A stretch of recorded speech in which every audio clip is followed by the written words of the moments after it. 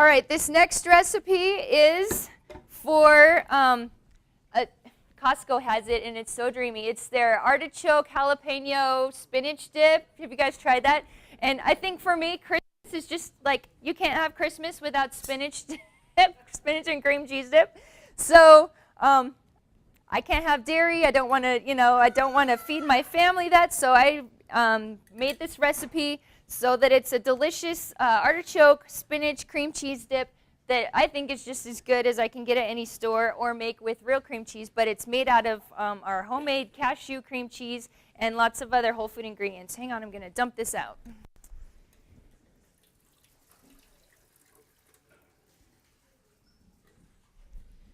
I need some more, Perry. Can you give me some more water, like a jar of water? Thanks. Okay, so to make we're just making cream cheese again, and this was a question you asked earlier. Can you make it savory instead of sweet? And that's what we're going to do this time. So we've got the base of cashews, and to make it tart like cream cheese, we're going to add in some fresh lemon juice, and that's going to give it that cream cheese tartness. A little bit of salt brings out the flavor and makes it taste a little more creamy. And then I've got some nutritional yeast. This little yellow powder here is very high in B vitamins, and it also imparts like a cheesy flavor to lots of dishes. So if I ever want something to taste like cheese, I put a little bit of nutritional yeast in there, and it makes it taste cheesy. Again, we're going to put in a little bit of water, just enough to get the blades going. And this cream cheese, I'm going to put the probiotic in. So I've just got a probiotic capsule, but because the blades are really fast, I don't want to damage my little babies in here. So I'm going to put it in after we're done blending it up, and that way you won't damage the bacteria in there. All right, here we go one more time with the loud blender. Oh, just kidding.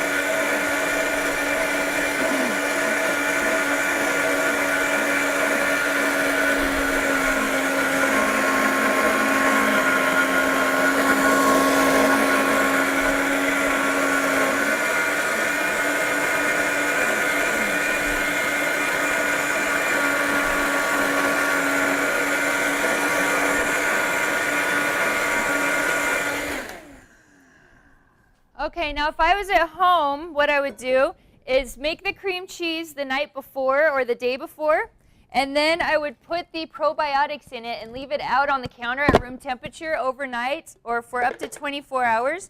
And what that does is it gives those little bacteria time to grow and colonize in the cream cheese, and it makes it, the longer you leave it, it makes it more probiotic rich.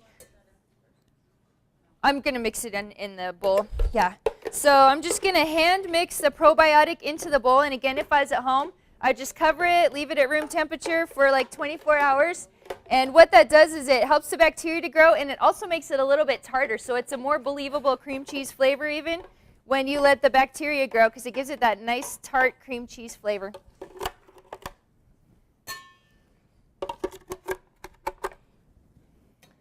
Now, after you've let it culture out on the counter at room temperature for 24 hours, then put it in the refrigerator and keep it refrigerated just to keep it fresh.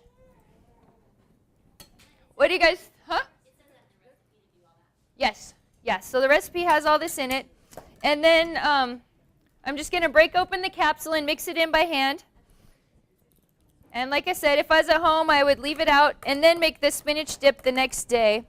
But since you're all here and you don't want to wait for 24 hours, we'll do this the quick way. And then, got it.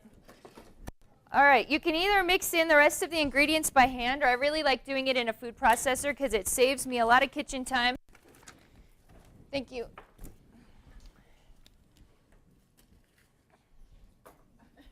I'm sorry. There we go. That's the right one. It's better than Costco's? Yay! What do you guys think? Thumbs up? Could you eat that? Can you believe it's not cream cheese? That's my commercial. Can you believe it's not cream cheese? Oh, it's good, huh? So the question is, could you do this? Could your family love it? Could you love it? And could this be part of your 1% to wellness? And if the answer is yes, then I've done my job. Yay. Can you worry about using nuts? It seems like the nut is the nut base for everything. And nuts are supposed to be really high in calories. Do you worry about that? Good question. She asked, don't you worry about nuts being really high in calorie and all of this stuff being a nut base? And yes, good question and good comment. My answer is the theme of this class is desserts and appetizers, okay?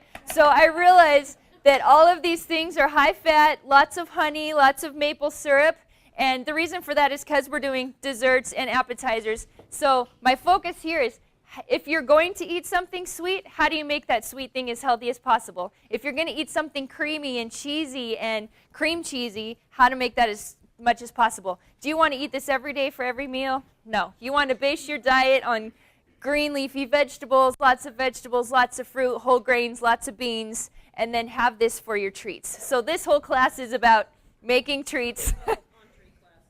Right. No. So for my entrees are greens, vegetables, fruits, whole grains, and beans. That's what my entrees are made out of. Yes, so this is just the treat class. All right, excellent comment. So I'm going to put in some spinach. All right. This is just frozen spinach, but you can use fresh spinach, and that will improve the nutrient density value of your dip. I'm also going to put in some artichoke hearts.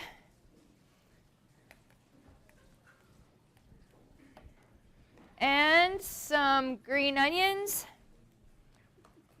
some lemon juice, fresh garlic. Now, whenever you put fresh raw garlic in a recipe, you are putting something that's very high in nutrients and antioxidants, but garlic is an antiviral, antibacterial, antifungal food. It lowers your blood pressure. It helps to fight against cancer and the flu, and it helps with stomach problems, and it thins out your blood. So raw garlic, anytime you can use raw, fresh garlic in a recipe, it's a great idea to do that. Oregano, yes. And then this is just a little bit of healthy soy sauce, which is called tamari. I get the kind of tamari that's gluten-free and low sodium. So most soy sauce has MSG, lots of gluten, lots of chemicals in it. This has been processed correctly so that it's a lot healthier for you and doesn't have all those bad chemicals in there. What variety is that? It's Sun-J, I think, is the brand, and it's the gluten-free, low-sodium. So there's like 5 or 6 kinds you can get. Look for the gluten-free, low-sodium kind. This is just some natural salt. And again, you can adjust this to your taste. I've made this according to my taste. And if you guys want it a little spicier, throw in some cayenne pepper. If you want it a little saltier, great. If you want it a little tartar, great. So use the basic recipe, and then you can adjust it according to your taste. That was pepper, so black pepper. This is a little bit of nutmeg, which seems weird, but it really gives it a nice, like a kind of a back flavor that you get done eating it, and you're like, oh, what's that flavor? That's kind of good. That's the nutmeg. And that's it. That's what you've got in there. And I'm just going to turn on the food processor.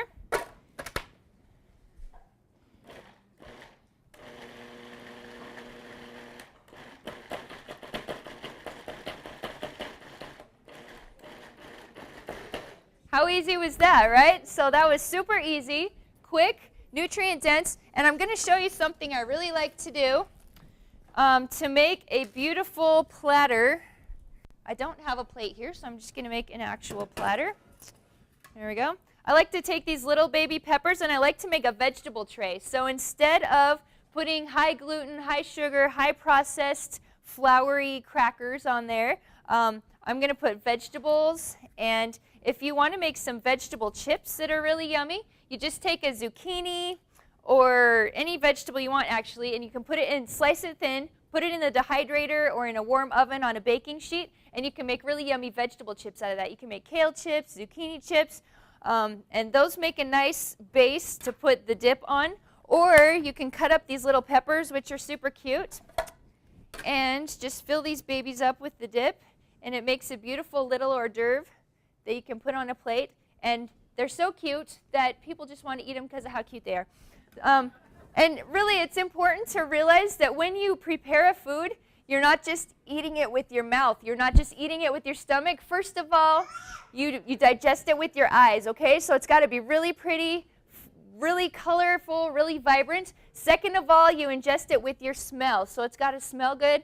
If it's pretty and it smells good and then it tastes good. And then the last thing is it's got to make you feel awesome when you're done eating it. When you get done, you feel like, oh yeah, I just ate something nourishing. That's awesome. So really great food needs to have all of those components to keep people coming back for more and continue eating healthy.